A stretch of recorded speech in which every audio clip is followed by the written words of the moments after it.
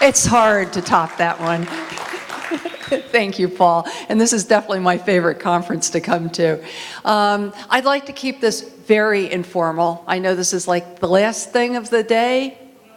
Oh, there's one more after this? Okay.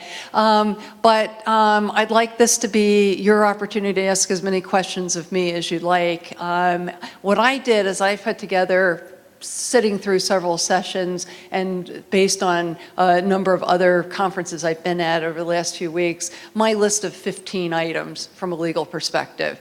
And the first one I'm going to start out with is I think the US, despite everything we've heard, is still the best sandbox in the world. It is, regardless of what we have been through with the ICO mess, with other issues, generally the regulators in the US will give you about as much latitude as you need. If you look at the state of California has not yet ruled on whether it regulates crypto or not. We've had other states that have been well into that, but that's allowed companies like Coinbase to develop in the way that they have. What happened in the ICO world is that we got way over our skis, so to speak, and we had bad actors that entered the picture, and to the extent the SEC was willing to give a lot of latitude, once those bad actors got into place and started to endanger the savings of America, they realized they had to do something. They couldn't allow that blood to be on their hands. So that's my first premise, is that the US is still the best sandbox in the world. And if you go to some of these other, I know Malta was talked about in the last legal session, Gibraltar's been discussed. We've seen a number of countries around the world, including some recent activity out of Hong Kong, to really change the face of what they're doing with respect to cryptocurrencies. But you have to keep in mind that even if you go to those other places, set up a venture, where are your people going to ultimately be? They're more likely than not going to be here in the United States, or at least a core team of them. And what happens when you then bring the money that you've raised elsewhere back to the United States? It's going to be source income from a tax perspective,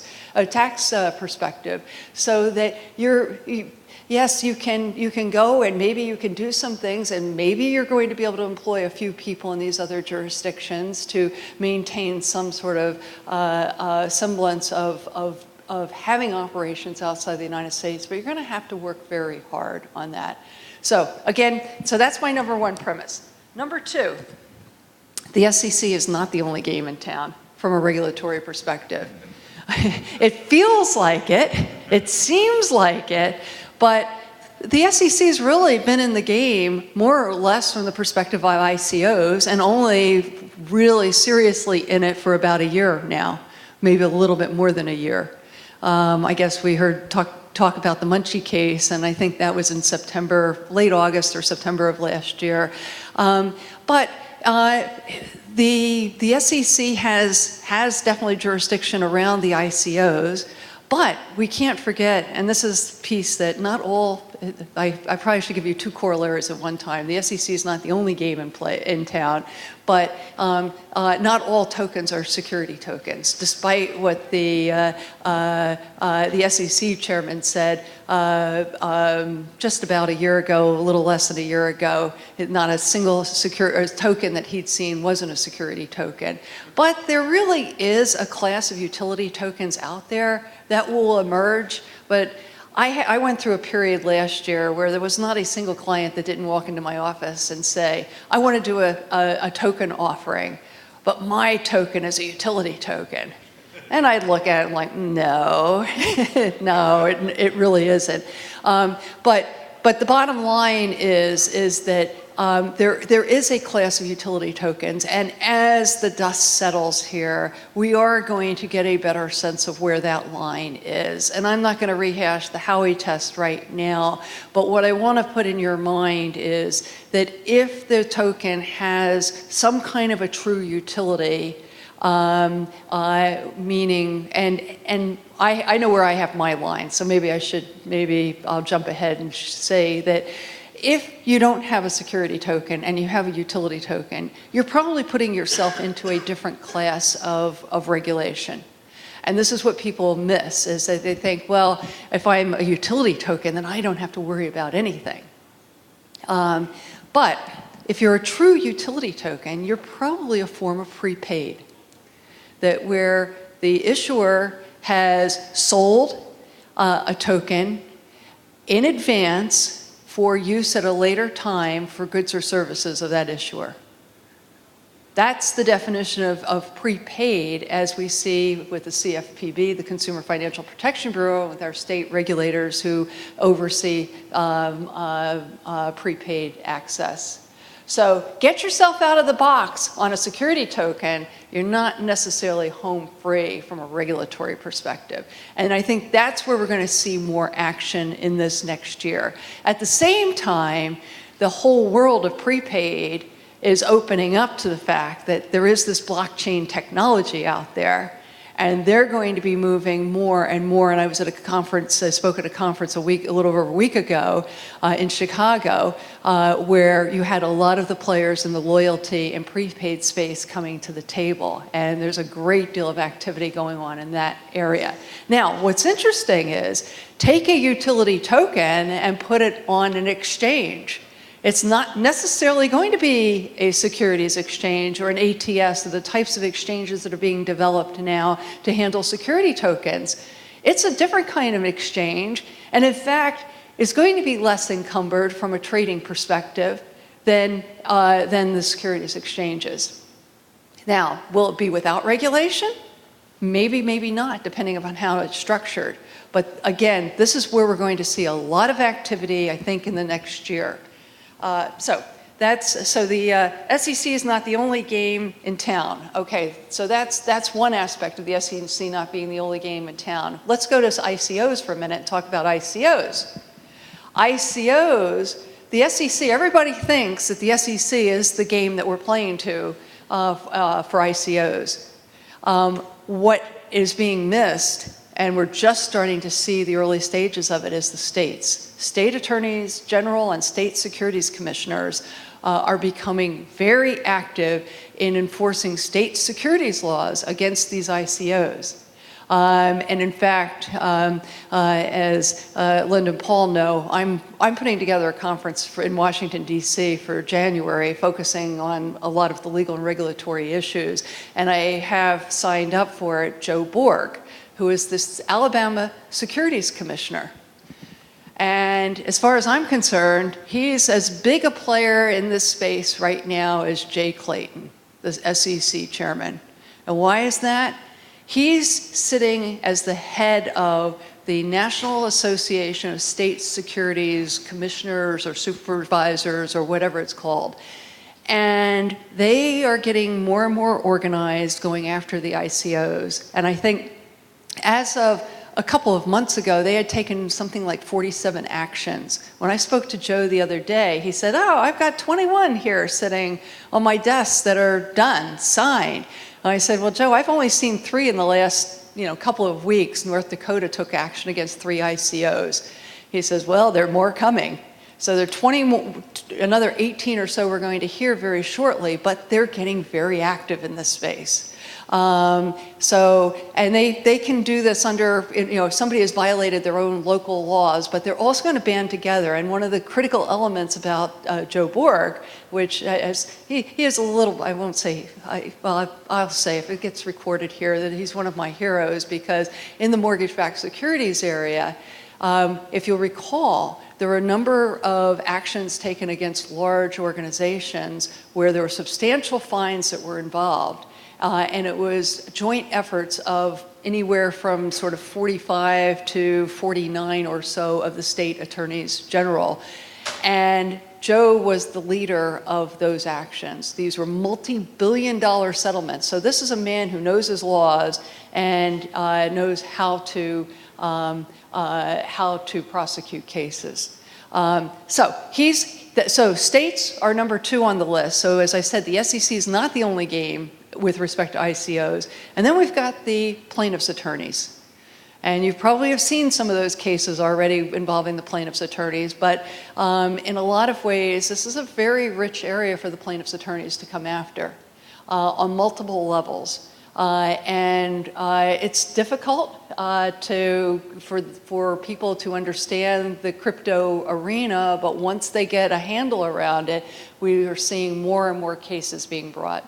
So let's not keep our focus solely on the SEC as we go through this. And then when we talked about market manipulation, I know we heard in the last section or an earlier session that we have the CFTC. And as a result of the Dodd-Frank Act in 2010, the CFTC has this authority to deal with market manipulation with respect to commodities. And what we have seen is the CFTC has now won, I think it's 3 cases where they have established that cryptocurrencies, and in particular Bitcoin, are in fact commodities. And that allows them then to go after the market spikes. Remember last year when Bitcoin hit, what, 19,000 and a few cents? They're still actively investigating those cases. Which leads me to the next point, is that none of this happens quickly. And I go back to a situation I had in 2014. I think it was September 2014. I'd just gotten off of a plane in London, and I got a phone call from someone who will go nameless, who said, hey, so-and-so just did such and such last week, and they didn't get into trouble. And that means that I can go ahead and do it. And it was Mastercoin. It was either Mastercoin or Ethereum. And I said, my first reaction was, wait, the SEC doesn't work in days. They don't work in weeks. They usually don't work in months. It's usually years. And that's where we are right now, is we're in those years. And we're starting to see, and we will continue to see, actions that are taken against transactions, issuances that have happened over the last several years. Now, one thing that I can say is that at least at this point in time, those ICOs, those token offerings that were more on the utility side are not getting quite as much of a look-see as those that were more on the securities side. So, and that's just measuring subpoenas, and it may just be that they haven't gotten to that point with the subpoenas yet. But they're not done by a long shot. We saw a few more subpoenas issued recently. A few more. It was upwards of 80, 90, I think, again. So we're just going to continue to see more and more action as we see more and more offices of the SEC. Remember, they're around the country. So you have LA that's been very active. You've had New York that's been very active. And we'll see others that get active as well. We still have a long way to go in this. Oh, there was a comment that was made in the last session about the SEC's ruling with respect to with Ethereum.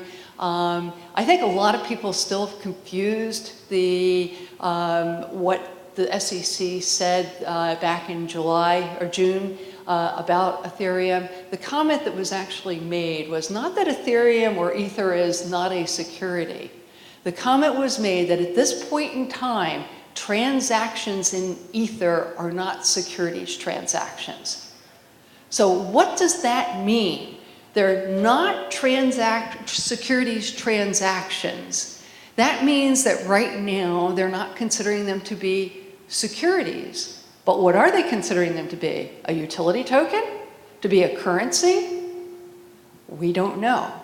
And they also haven't ruled on the issue of when Ether was first released in the sale back in 2014, was that a securities offering?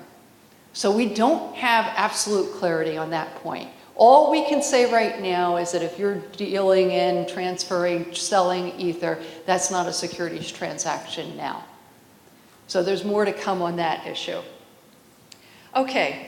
In terms of other regulators, and this is, again, something that gets lost, whether you've done an ICO, you're thinking about doing a token offering, whether you have created a crypto, a protocol, blockchain, however you're playing in this space, there are other regulators at the table. We lose sight of the fact that the consumer protection regulators are there. And we haven't seen a lot of action, but if you listen carefully, and there are certain people that I listen to very carefully, one of them is Katy Horn, who was the former prosecutor out of San Francisco who prosecuted Ripple and those two government agents who were stealing Bitcoin from Mt. Gox and Silk Road. A few months ago, she made a pointed statement that she's no longer a prosecutor, she's a general partner at Andreessen Horowitz. But she made the comment that you've got to keep an eye on CFPB, Consumer Financial Protection Bureau, and the FTC. That expect them in an action that will come at some point in the future to be very much involved in that action. And if you want to go back and get a sense of what the FTC, Federal Trade Commission, has done, they took action back in action against PayPal and Venmo. It was the second time that they've gone after an early stage or a company that was relatively early stage and commented on their practices. Bottom line is that these agencies are watching from the day the business begins. They're not caring when, at some point in the future, you may have enough money to put a full compliance team in place or to go hire all the lawyers and scrub down what your disclosures are like.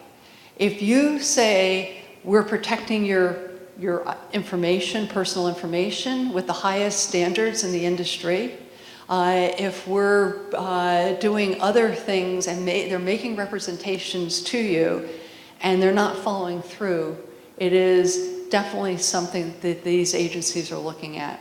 And it resulted in a fine for Venmo as a result of that. And there's another case a couple of years ago where it was very similar, where the company claimed we have the highest standards for data security in the industry. Well, when they went in and looked, the standards weren't the highest in the industry. So be very careful. And I know how easy it is for young companies, early stage companies, to go borrow terms and conditions that somebody else has and mark it up for their own terms and conditions without having a good understanding of what should be in those terms and conditions.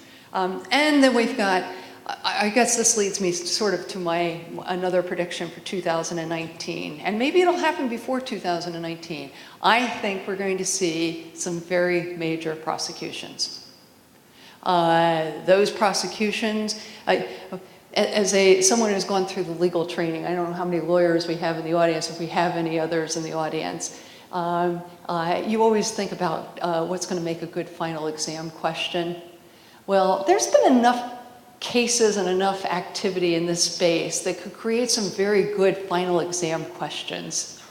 And what are we likely to see? I think probably be focused on ICO activity, probably selling ICOs to a variety of parties where appropriate customer due diligence was not done. Now, I use the word customer due diligence, whether you want to say AML, KYC, AML, but they did not know, whoever was selling in the ICO did not know who they were selling to, where the funds were coming from for those transactions. Also looking at the support system around it, whether it was pumping and dumping going on related to it. So I think we're going to see some sort of a comprehensive action, and I wouldn't be surprised if it involves a lot of people. And what do I mean by a lot? 10, 20, 30, potentially 40 people being taken down at one time, involving probably the Department of Justice, potentially involving regulators from other jurisdictions. I see mouths starting to drop further open here. It's going to happen. It's absolutely going to happen. A lot of us are surprised it hasn't happened already. We probably have our own list as well. But but something to watch. And if one wants guidance, at that point, there's going to be a lot of guidance on a lot of things in terms of where the lines are, what the expectations are. The SEC has given us enough flavor on a number of things, but we really haven't heard enough out of the Department of Justice and FinCEN in particular, Financial Crimes Enforcement Network, along these lines. Okay, so major prosecutions. More on taxes. We definitely, there was an announcement by a group the other day calling for the IRS to clarify more in the arena of taxes. I think there's a lot of frustration. How do you really do the calculations? The technology, I think, is continuing to improve to allow you to do it, but I know my daughter, who got into crypto late last year, got very active as the market was going up, and tax time came, and she said, "What do you mean that every one of these transactions is a taxable transaction? How am I ever going to calculate this? And by the way, in some cases, I only made a few cents. So I really have to do all of this?" Well, I'm a lawyer, so I'm not going to tell my daughter to not obey the law. But those are the challenges that are out there. There are other kinds of challenges. How do you actually value crypto upon sale? How do you value airdrops? What are we going to do with proof of staking? How's that going to work? We do have a lot of questions ahead, which sort of leads me to the next. I always hear people say, well, we don't know what the laws are. We don't know enough about the laws in this area.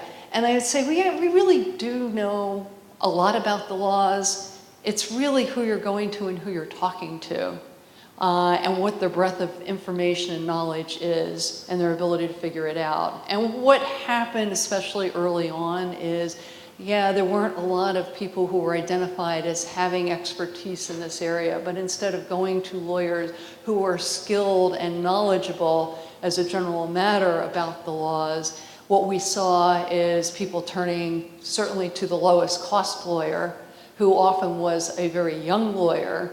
And while the young lawyer might have understood a little bit about the technology, that lawyer did not know enough about the law to be able to draw upon experiences and understanding it. And that is what caused a lot of problems early on for a number of companies, and for some of these ICOs that are going to have problems, that are still in process with the SEC. Okay, so now I'll do a little positive. I think we're going to see a thaw in 2019 on several fronts. I'm optimistic that we're going to see more banks jumping into bank companies in the space. And that's going to happen in a couple of different ways. One is, I think that the banks generally are starting to get better educated on crypto and on blockchain. And the more they know, I think the more they can make well-reasoned decisions of what they're doing. Plus, we've got a lot of developments in reg tech happening. A lot of things that are coming along that will help the banks in understanding better who their customers are and what kinds of risks those customers present to individuals or to the institution. Another issue, and I think this one probably goes without saying a whole lot, is that the emphasis on the security of personal data, privacy issues, is huge.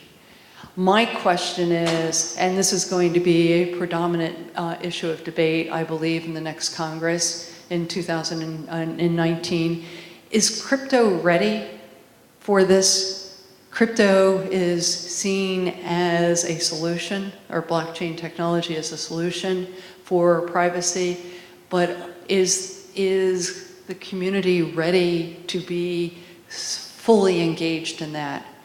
And I know that there are a number of projects that are coming along, and coming along nicely, but I'm not quite sure we're there yet. So this is going to be a very, very careful balancing, because it could be, again, I use the analogy of getting over one's skis, that the crypto community could end up in this press for better solutions for personal security, getting a little bit further over its skis than it's ready for at the moment. And so the question would be, what kind of ramifications will that be?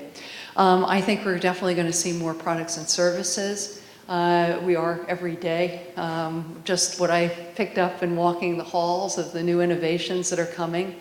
What does that mean from a legal perspective? And I'll go back to making sure that people are talking and vetting appropriately the concepts that are coming out with lawyers who have the appropriate levels of experience to deal with that.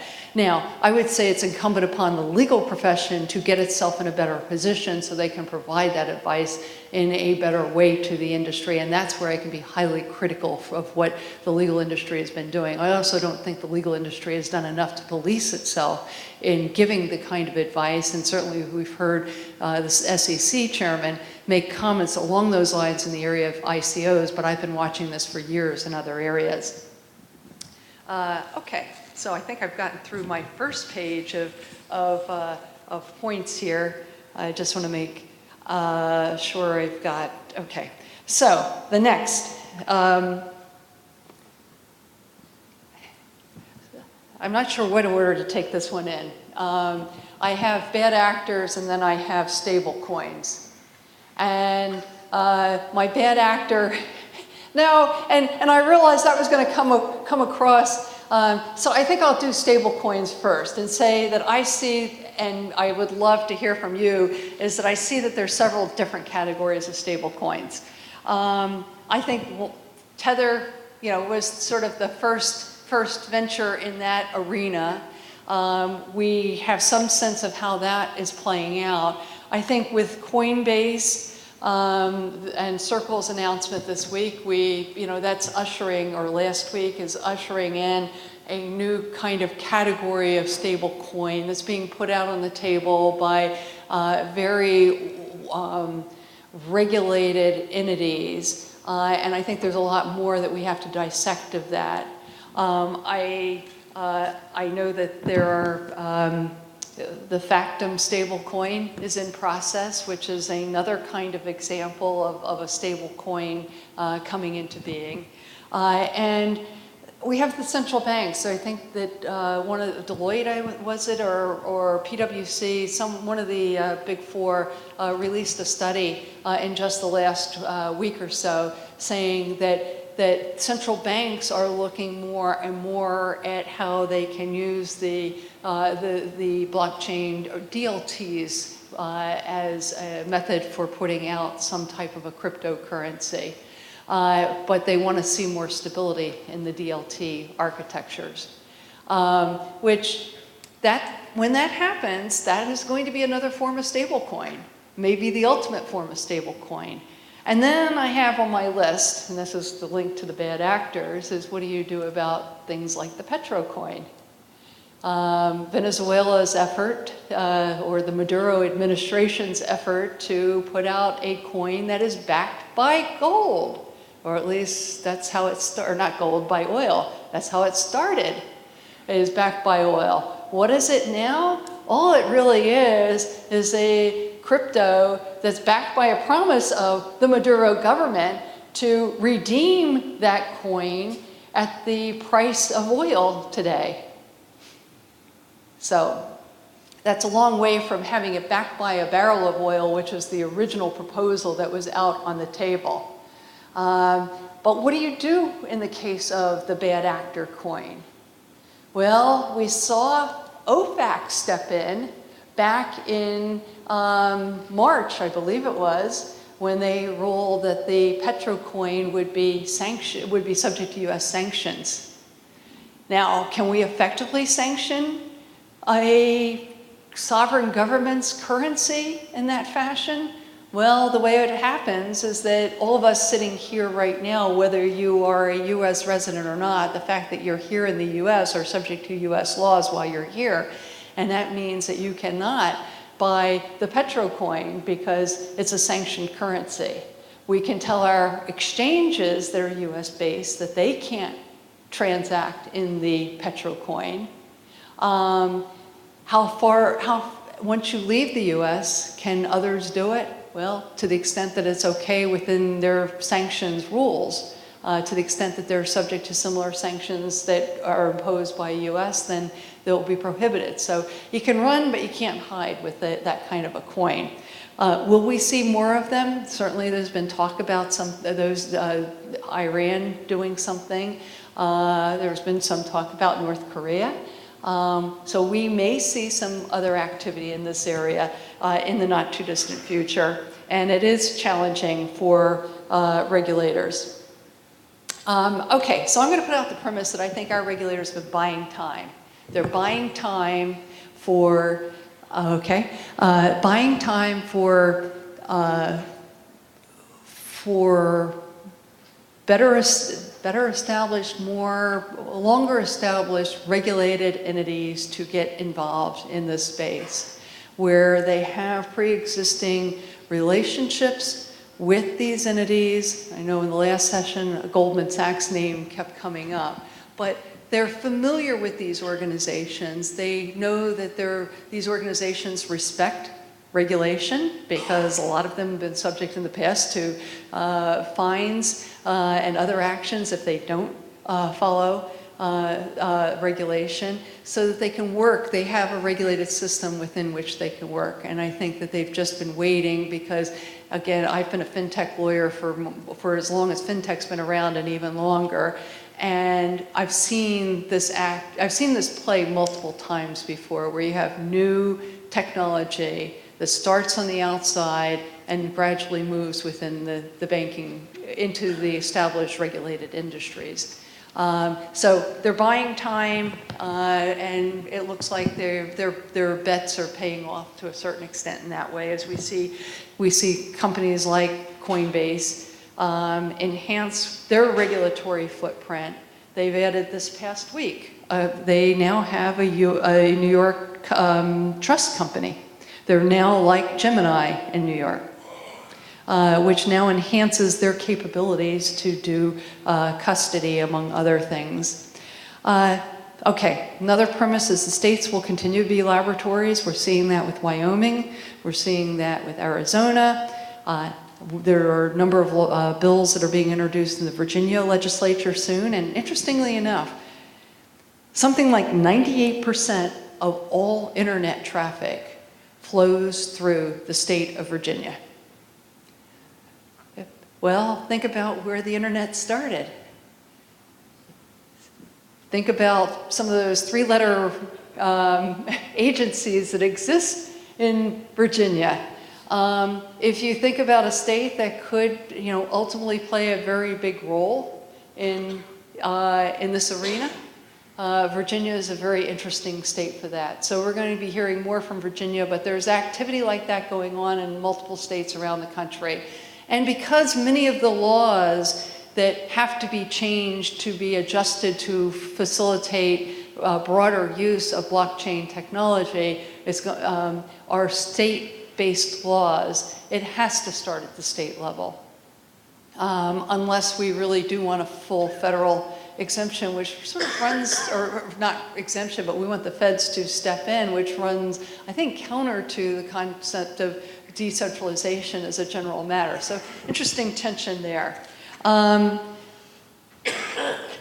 Another point, which I think is very important, I heard a little bit about this in the last session, is that in this arena, something that the US policymakers have recognized, if there's not really a lot that's truly decentralized at this point with respect to cryptos and distributed ledger technologies. That even, I think Bitcoin is probably the closest we can get to that, and the only reason is that nobody knows who Satoshi Nakamoto is. However, when you think about the role of the Bitcoin Foundation and the core developers over time, even there you have to question the issue of decentralization. Now, the CFTC, I don't think it was the chairman, but it was one of the commissioners last week, made an interesting comment that people need to take to heart, is that, and I've heard this before, and I heard it going back at least 2 years ago, is that they are going to be looking and holding coders responsible for developing code that is used in a nefarious way. I'm sorry? I just laughed. Well, it goes back to, and I think we talked a little bit about this, is Liberty Reserve. I don't know how many of you remember Liberty Reserve, which was taken down by the US government in 2013, I believe. As part of the prosecution against Liberty Reserve they went after not only the founders of the company and the principal shareholders, they also went after the head of IT, and I think the chief or their information management person. And they were indicted and they ended up going to jail. And what was said in that case is that they knew at the time that they were coding for a system that was intended to be used for illegal purposes, to put it in short phrase. I know that there have been prosecutors around the country who've been looking at the potential of prosecuting coders in this space who have been, where they, let's just say that you don't want to promote the anonymity of, or the anonymous nature of a cryptocurrency where you know that there's a possibility that it will be used by criminals. That's probably the best way to stay out of jail. If you're working on a privacy coin, establish the purpose of the privacy coin as something other than to be used by people who have nefarious reasons for using that cryptocurrency. Okay. And I think I've already covered this last point, is that the regulatory uncertainty isn't as great as it seems. And if you think that it is, you do so at your own risk. So with that, I think I'm actually finishing a couple minutes beforehand, but I'll be happy to take any kinds of questions on any kind of issue that you have. And if I don't know it, I'll tell you.